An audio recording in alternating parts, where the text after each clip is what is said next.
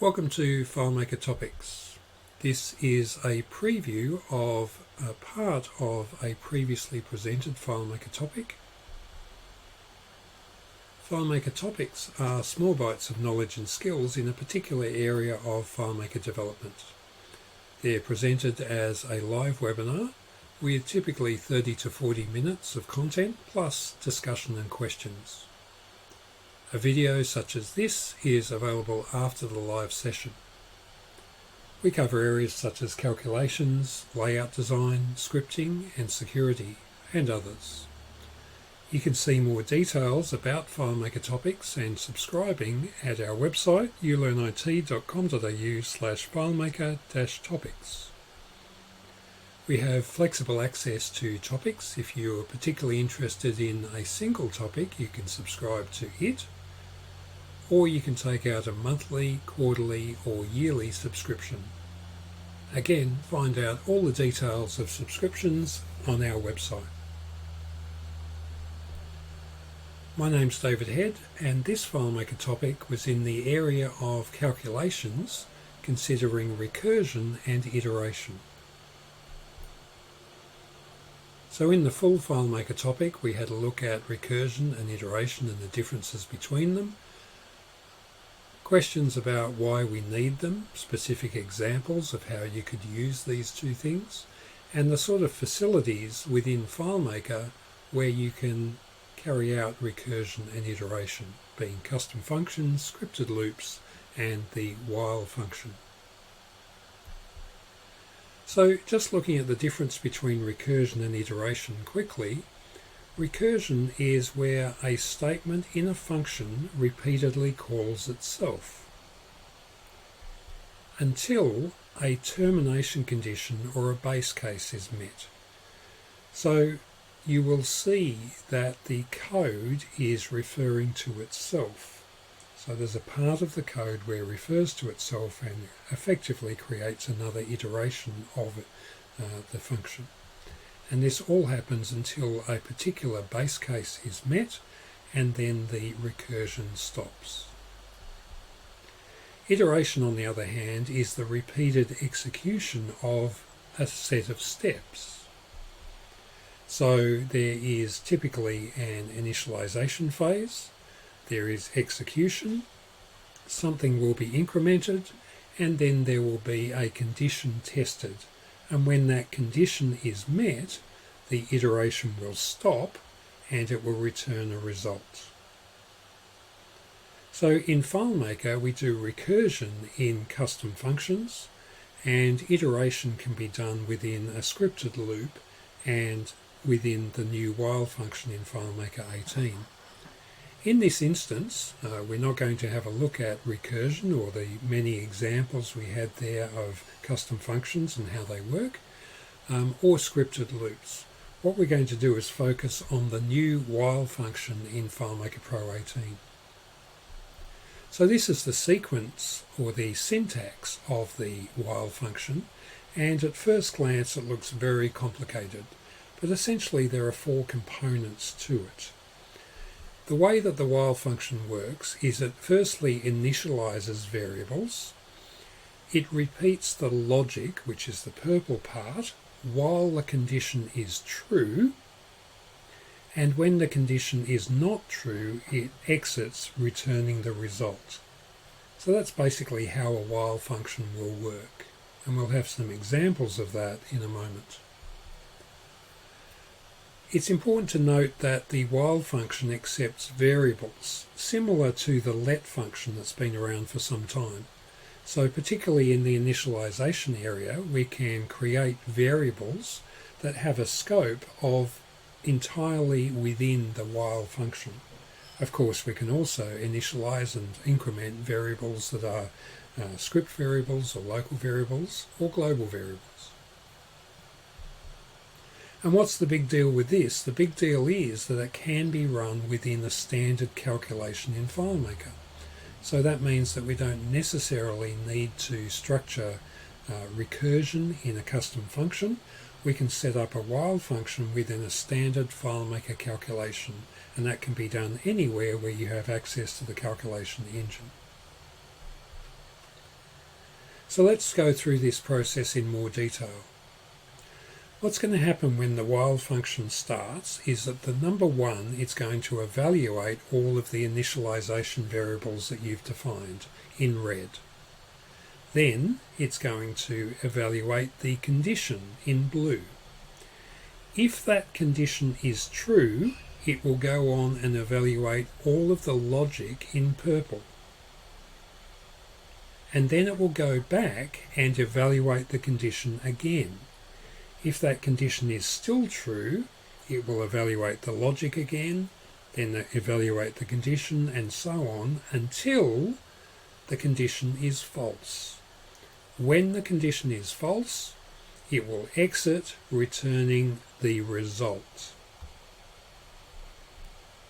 So let's look at an actual example of that. In this case, the first thing that's going to happen in this while statement is that the initialization variables, the variables are going to be initialized. And there are 3 variables that are being initialized here: num, char, and result. So we run the while statement, and this is the first thing that happens. Num gets a value of 1, 2, 3, 4, char gets a value of 1, and result gets a value of 0. We step on and we evaluate the condition.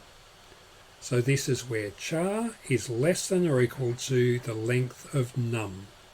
Now the length of num is 4. There are 4 digits in that number. So the question that we're asking in this condition is 1 less than or equal to 4? The answer is true. So the condition is true. So what do we do when the condition is true? We step on and we evaluate the logic. And there are 2 parts to this logic: setting the result and setting the char.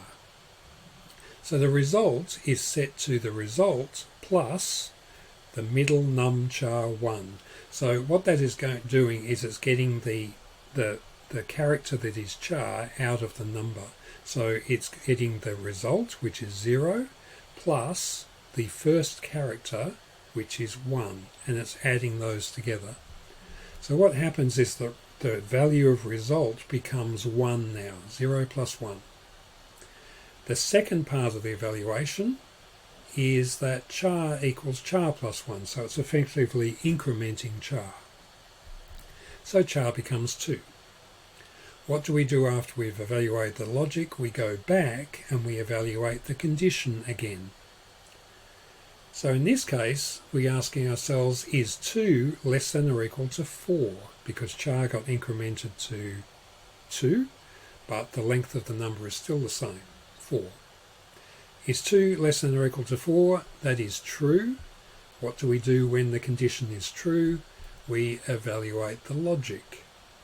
So the result becomes itself, which is 1, plus the second digit, which becomes 3. So the result is now 3. Char is incremented to 3 also. And what do we do after we've done our evaluation of the logic? We go back and evaluate the condition again. So is 3 less than or equal to 4? Yes, it is. So that condition is true. What do we do when the condition is true? We evaluate the logic. So result becomes itself plus the third digit, which is 3. So the result becomes 6. Char becomes 4. And we go back and evaluate the condition again.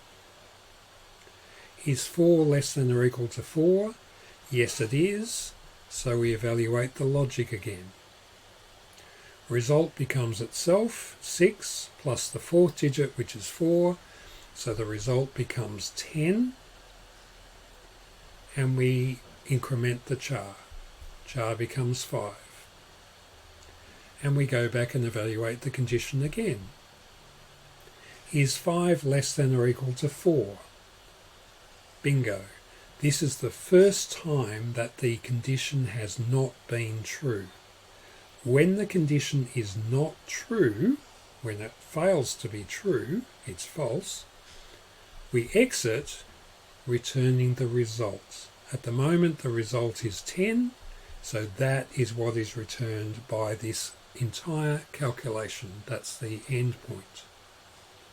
So you can see how the while function works to evaluate the initialization variables in the first place, and then to go through, evaluate the condition, if that's true, evaluate the result, loop, loop, loop through that until at some stage the condition becomes false, and then it returns the result. So as I said, the big deal about this while function is that this can be run within a standard calculation. So whether it's a calculation field or a calculation for conditional visibility or a calculation for security, it doesn't really matter, but it means that it opens up some new functionality for us where we can do iteration within a calculation, whereas we weren't able to do that previously. So what we've had a look at in this preview version of the recursion and iteration FileMaker topic is just the while function as an example of iteration in FileMaker.